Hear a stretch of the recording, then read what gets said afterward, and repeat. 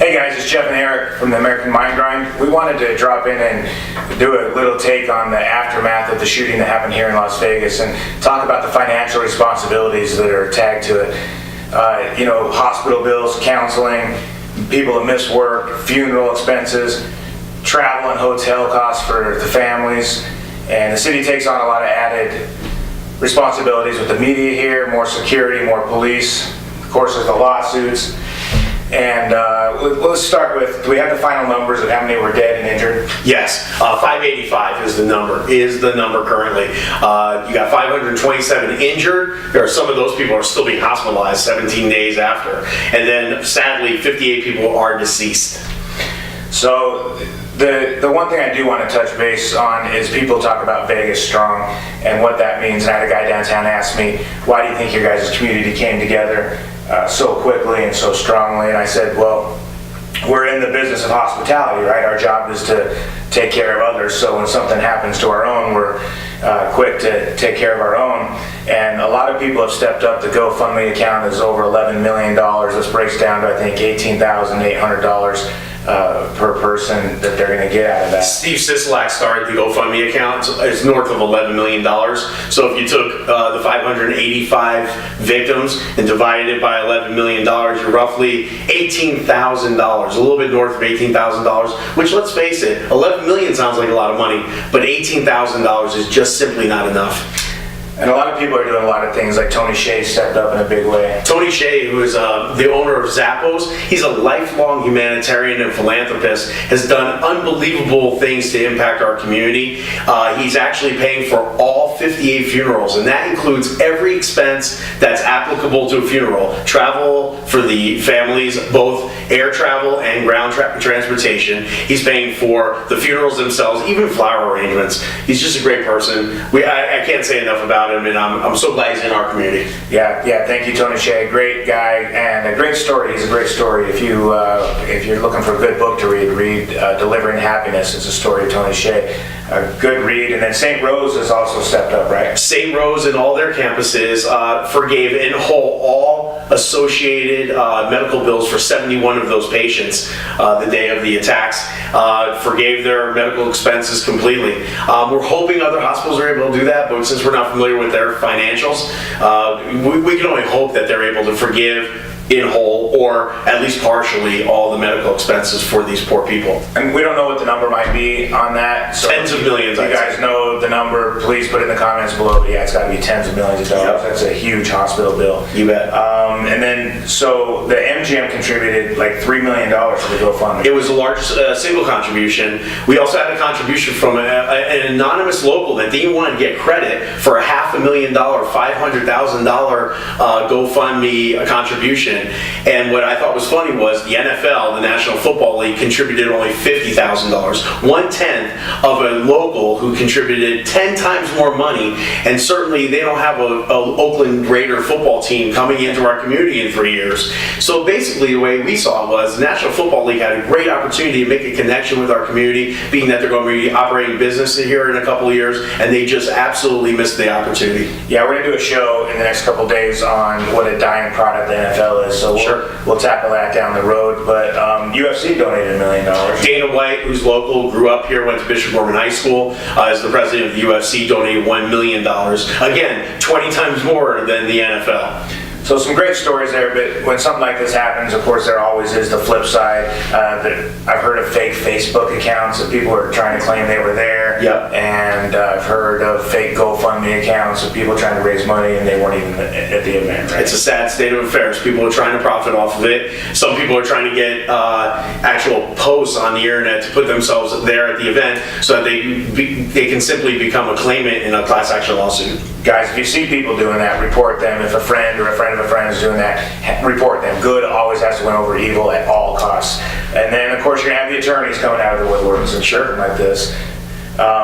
So who are they going to sue? They're going to go after MGM, of course. Right? There's three parties. There's three individual parties. You got the MGM Grand Hospitality Company. They own multiple hotels here in Las Vegas, including over 3,000 room unit hotel Mandalay Bay, where the attack took place on the 32nd floor of that hotel. And then you've got the first responders, fire departments that work collectively together, and Metropolitan Police Department. And then you've got the promoters for the event itself, the actual music venue, outdoor music venue. So of course the MGM, who obviously is a target because they have the most money, they're going to say what, that they didn't have enough security, or they're going to poke holes in the security department. Specifically, did they have an opportunity to maybe catch in their video room some of the activities of the shooter, or it might be housekeeping, because housekeeping, were the guest room attendants in the room at any time, were they able to maybe notify a supervisor to kind of give them a heads up that there were some unusual activities there?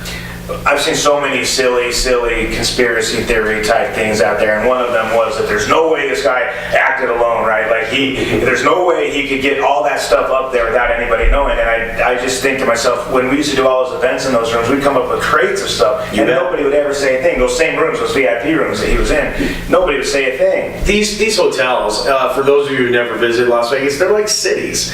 Hundreds and thousands, tens of thousands of people go through the lobby every single day. So for a 64-year-old man to carry a couple looking kind of like military duffel bags in, I mean, not only did he could easily have done it over a 5-day period, but he could easily have hired a bell captain or given a tip to a bell captain or a bellhop to bring a cart and actually do it themselves. I mean, he could have even paid somebody, to actually bring the stuff up for him.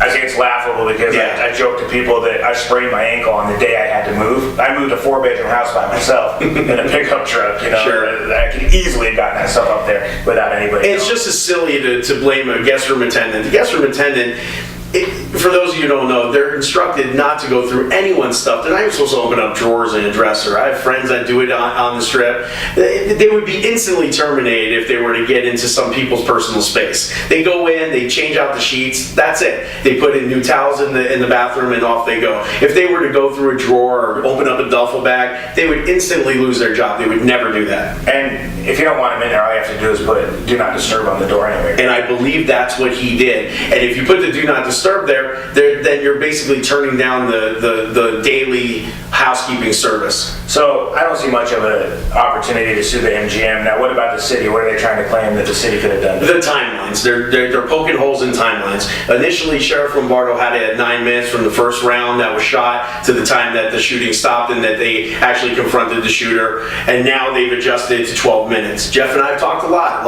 of people that I've talked to that are friendly, my buddies here in town, we all agree 12 minutes is a very fair amount of time to get up there. I mean, we don't have a type of timeline protocol for an attack like this because the world's never seen anything quite like that. So I thought 12 minutes was acting really quickly to locate where it was coming from. Think about it, 3,000 rooms. What room? They had to locate the room, they had to pinpoint where it was coming from, dispatch resources there, and stop the shooting with a very active shooter. I thought they did a great job. Leave those guys alone. They're coming into, you watch the videos, and risking their life. Fired at, and they're coming into where the shooter is. Yep, you bet. Forget that. But one thing that we do agree on is that there might be opportunity in the courtroom to go after the promoters, the people who do the event. Yeah, the issue there was in a 22,000 outdoor venue for music, was there enough exits for those people? They were trapped like cattle in that area. And basically, a lot of people suffered major injuries being thrown over a 10-foot high metal fences. People were helping people over the top of those fences,